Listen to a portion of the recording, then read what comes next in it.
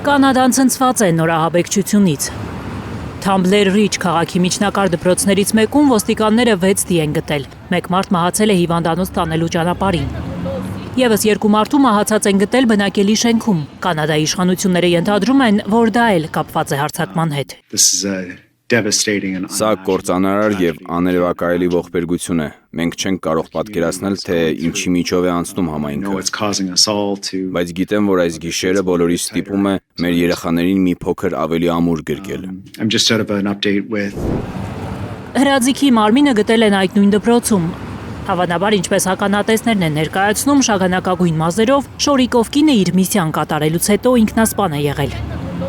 25 մարդ վիրավոր է, նրանցից 2-ը ծանր վիճակում ուղղաթիռով տեղափոխվել են հիվանդանոց։ Մոտ 25 մարդու առաջին բուժօգնություն են ցույց տվել։ Նրանք տարբեր աստիճանի մարմնական վնասվածքներ են ունեցել։ Ոմանք շատ ծանր, ոմանք ավելի թեթև։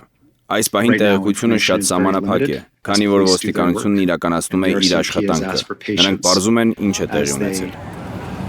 Ոստիկանության տեսուչ Քեն Ֆլոյդը լրագրողներին ասել է, որ իշխանությունները պարզել են կասկածյալ ինքնությունը, բայց չեն հրապարակում նրա անունը։ Դրդապատճառները մնում են անհայտ։ Որպես մայր իմ սիրտը ընտանիքների հետ է, որոնք կորցրել են իրենց հարազատներին։ Նրանց ընտանիքների համար մղձավանջը դեռ չի ավարտվել։ Մենք կանգնելու ենք համայնքի կողքին առաջիկա օրերին, շաբաթներին եւ ամիսներին կարեկցանքով, գործնական քայլերով եւ ապաքինմանը աջակցելու հանձնառությամբ այնքան ժամանակ, որքան անհրաժեշտ կլինի։ Բրիտանական Կոլումբիա նահանգի այդ դպրոցի 12-րդ դասարանի աշակերտներից մեկը CBC Radio West-ին պատմել է, որ դաս է եղել, երբ միջանցքում ձայնային ազդանշանը միացել է։ Նախ աշակերտները կողպել են դասարանի դռները։ Հետո, երբ դեպքի վայրից լուսանկարները հայտնվել են սոցցանցերում, աշակերտները դռները փակել են սեղաններով։ Ավելի քան 2 ժամ մնացել են դասարանում, մինչև նրանց դուրս են բերել դպրոցից։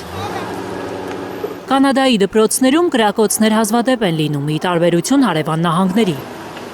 Կանադայի իշխանությունը տարիներ առաջ խստացրել է զենքի վերահսկողությունը։ Տեղական լրատվամիջոցները հիշել են 1989-ին եղած ողբերգությունը, երբ Մոնրեալի պոլիտեխնիկական դպրոցում մի տղամարդ ֆեմինիզմի նկատմամբ ատելության պատճառով 14 կնոջ էր սպանել։ Գաნა Մովսիսյան, Արմեն Ապրեսյան, Հայլուր։ Հայաստանում եւ աշխարհում տեղի ունեցող իրադարձությունների մասին առաջին իմանալու համար բաժանորդագրվեք մեր ալիքին, սեղմեք զանգակը, որ բաց չթողնեք ամենահրատապը, ամենակարևորն ու հետաքրքիրը։